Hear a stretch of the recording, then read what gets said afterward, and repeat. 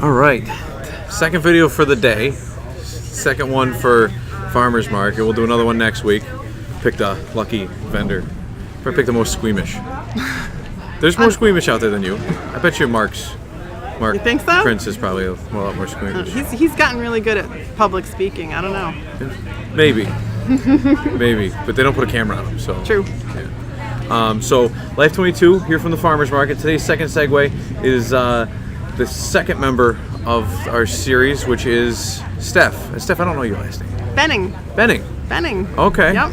It's spelled funny. Beneng. Oh, okay. That's probably why. I think I saw it in an email and I was like, what?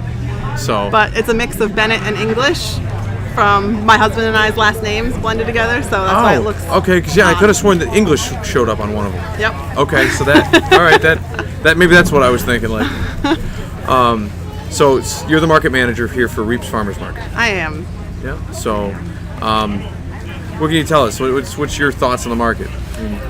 Well, so I've been working for farms since 2004, and most of the years from 2004 till now, I've been involved with farmers markets in one way or another, either as a vendor or a volunteer or a manager. So, markets are really dear to my heart. In my journey as a farmer and hoping to start my own farm in the next couple of years. Good vegetable farmer? Mixed. Yep. I'm looking at doing perennial berries and fruit and nut trees mixed with small livestock. So. Okay. Yes. There you go. So that's a nice variety right there. Yeah. Diversity is extremely important. Yeah. Oh yeah. That's how the ecosystem works. So. Yeah. What are your thoughts on the farmers? I mean, like farmers market itself. I mean, it's dear to your heart, but what do you think it does for the economy? I mean, it stirs local business. Well, for farmers in particular, the farmers market is important because a farmer can't easily go into a grocery store and make a contract to supply that grocery store with what it wants to be selling to its customers. Farmers are growing too small a quantity, and there are just too many barriers to them getting their products in the way our current food system is set up. So farmers markets are very unique in that they're one of the only ways a food producer can get their product direct to the customer without the customer having to go to their farm to get it. And especially if your farm is a very rural farm, then that access for the customer to your site is a barrier.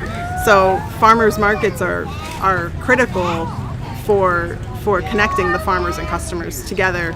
Like meeting on common ground in a sense, and kind of literally, you're meeting in a public place. Everyone meets in the middle. Says, hey, I'm gonna go there for my vegetables. Mm-hmm. And that's part of what we're selling here is an experience of shopping with other people that's in a conversational and relaxed way that gives you time to get to know people and to build a trusting relationship with your farmer and see other people in a way that you're not sort of hurrying through your daily list of tasks. Right, because you're just kind of grocery shopping. Mm-hmm. So, yeah, that's good. I think so. You've been with the farmers market. You've been with this market for how long? So this market, I've had many different roles. I started in 2006 when I worked for Canticle Farm. I was that was their first season selling at this market, and I managed their booth at that time. And then in 2010, I was a vendor.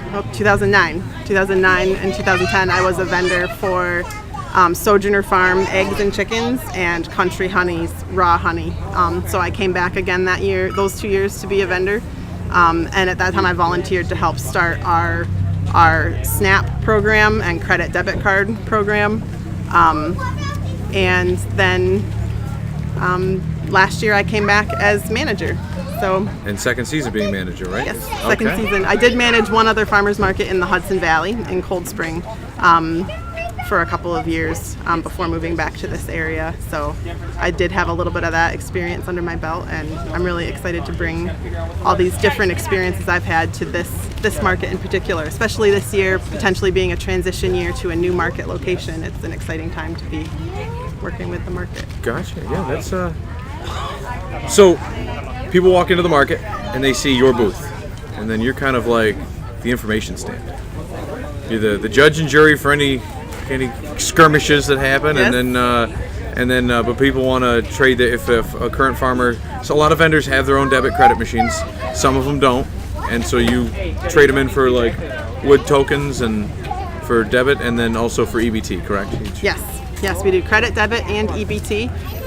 It makes it more convenient for the customer if it's important to them to have fewer transactions. They can just do one big transaction at our booth and spend that money, spread that money around the market. And for farmers who haven't invested in their own machines, we are the only way that customers can shop with those farmers if they don't have cash or check. So at the time when we first started using the card reader in 2010, and it was a really brand new thing, and no one was taking cards at all on their own. So it was a really new and helpful thing at the time. It's interesting to watch the technology change, and who knows if we'll continue to have that at my booth years down the road. That might eventually become you could Shingleback to actually get a data plan on his phone and plug in his Wi-Fi to his PayPal or his Square device. I mean, so yeah, that's and then at least you also have brochures and information both on the SNAP program and what they do for Double Up Food Bucks, which usually hits in the middle of the summer,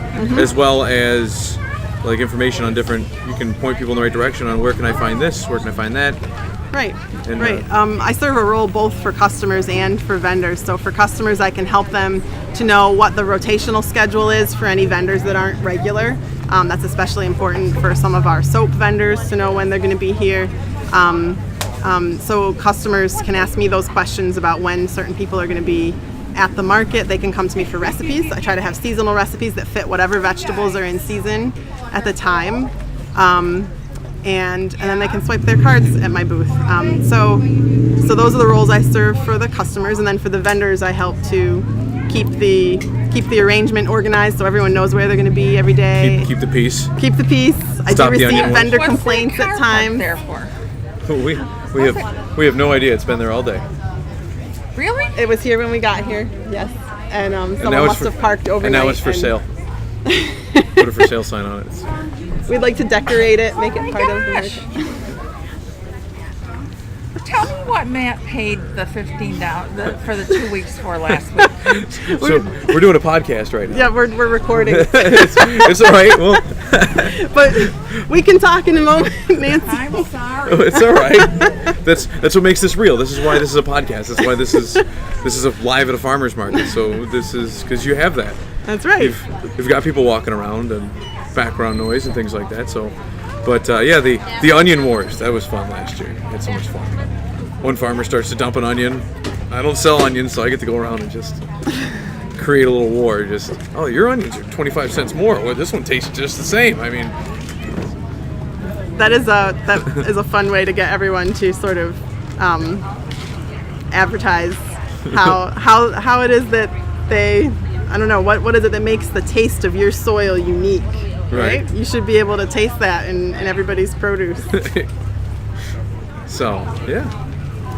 But you have any topics you want to bring up, or tell us how much Matt paid for? Just kidding. I do have to keep some things confidential. Sure.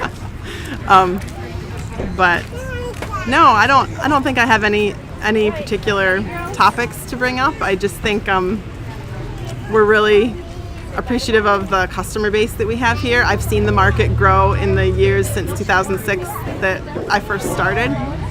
That growth is noticeable and really important, and I hope that people will continue. I know that farmers markets are not the most convenient way for a lot of people to get their food. The hours are limited. Yeah. The farmers are all going Amazon Prime now. Drone to your house, squash. and it can be frustrating when you get here and you want to get strawberries and you can't get out of the house with your kids until 10 in the morning, and the strawberries are all gone at 10:30, and we're trying to find ways to help alleviate those problems. The single for people. parents that are nailed down to Right. to set diaper change schedules and loading times. Shipping and handling of their kids to the farm to get to kids to the farmer's market. And that is one of the biggest things. I've asked a lot of people, tried to take surveys of what is it that keeps you from from shopping at your local farmers market if you want to. And that's one of the biggest things, is trying to make that timing work when you're trying to also have a family life that flows well and doesn't make you be in a hurry 7 days of the week. Right. They just want that Saturday morning time, and that's hard to make the market fit in a way that's sort of peaceful and not Which not is kind of rushed. nice, though. This is very family oriented. There's a lot of people that bring their kids here. It is. I bring 1 or 3 kids here, so we've always got random games for kids to play, and there's always kids running around that your kids can play with other kids, and We do. We try to make it as family friendly an area as we can. We've started bringing the children's games every week now this season, and trying to have a wider area coned off so that people can feel safer parking and walking with their children, and the vendors can feel safer, not have everyone parking right up against them. So we're constantly looking for ways to make it a little bit more comfortable and convenient, but we really appreciate that there are people who really take the time to make this time slot a priority for shopping with us. And it's more like the grocery stores used to be in like the 1960s.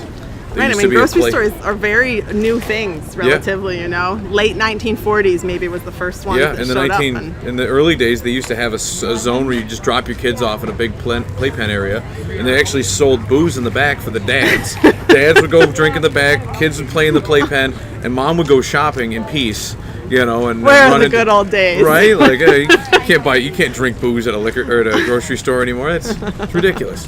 But you gotta tether your kids down to a cart and have to hold on to them at all times. It's too much liability and lawsuits, litigation is kind of. But at least we have the farmers market. We can let your kids run loose. Right. And run loose. Run loose and sample wines. But we do. The one really convenient thing about it is that instead of driving to all these farms all over the county or further, you can have all these farmers drive to you, and we are able to save you a lot of gas in that way, and get to have all these really get people walking. A lot of people. This is walking distance.